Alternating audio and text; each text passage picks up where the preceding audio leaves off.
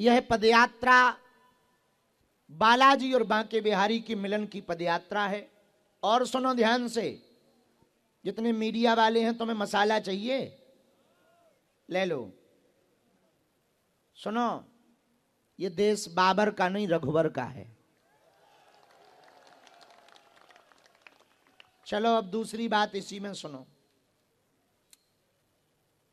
ये पदयात्रा कोई शोभा यात्रा या कलश यात्रा नहीं है। आए खाए लुढ़क गए, फोटो खिंचाई खिसक गए। और इस दृष्टि से तुम आना भी मत हमारे पास, नहीं तो हम ठटरी बारेंगे। ये पदयात्रा पूर्ण रूप से अनुष्ठानात्मक है। अखंड नाम कीर्तन चल रहा, गौ माता आगे चल रही, बालाजी का दरबार चल रहा, पूज्य बद्रीनाथ वाले महाराज जी के साक्षी गोपाल जी चल रहे, संतों का कमंडल चल रहा, बागेश्वर धाम का मंडल चल रहा, और तो और 2 धर्म ध्वज चल रहे। और केवल भारत से ही नहीं, फिजी और नेपाल से 2-2 हजार हिंदू फ्लाइट कर करके भारत में आए इस पदयात्रा में सम्मिलित होने। तो ये कोई पदयात्रा शोभा यात्रा नहीं है या कलश यात्रा कि फोटो वोटो खिंच गई, बोले बहुत भीड़ थी, बहुत भीड़ थी यार।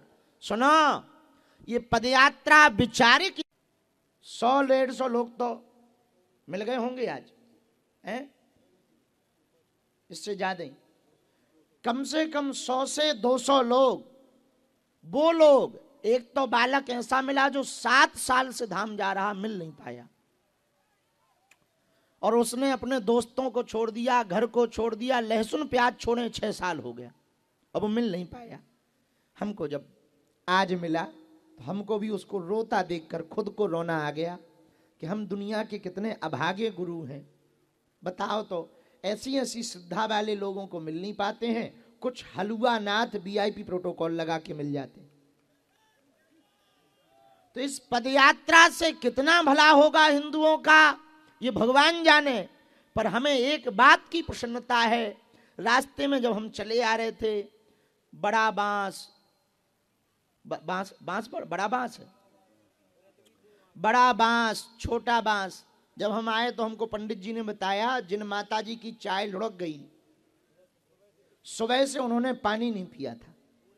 अब पूरा परिवार रास्ते पे बैठकर कीर्तन कर रहा था, और जब 6 बजे हम पहुंचे तो इतनी रो पड़ी, वो इतनी रो पड़ी। तो हमने पूछा, मैया रो काहे को रही? बोले, हमने कहा तुमने पानी नहीं पिया, देर से हम आए इसलिए रो रही? बोले नहीं महाराज, इसलिए रो रहे कि 4 साल से आंखें फोड़ रहे टीवी में देखत देखत। ऐसे ही बोली। अब तो हरियाणवी माई है, हरियाणा के लोग तो महान नहीं होते, हरियाणा हमारा भी है। तो बोली महाराज 4 साल हो गए, आज आप मिले सो हम अपने आप को कंट्रोल नहीं कर पा रहे।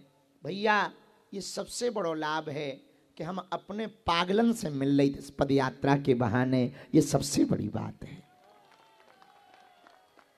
उन लोगों से मिल पाते हैं गांव गांव जाकर जो कभी बागेश्वर धाम नहीं पहुंच सकता, जिनको कभी दर्शन नहीं हो सकता, जो कभी कथाओं में नजदीक नहीं पहुंच सकता। वो नजदीक जब साथ में बगल में चलत तो हमें खुशी हो, हमारी पदयात्रा सफल हो गई।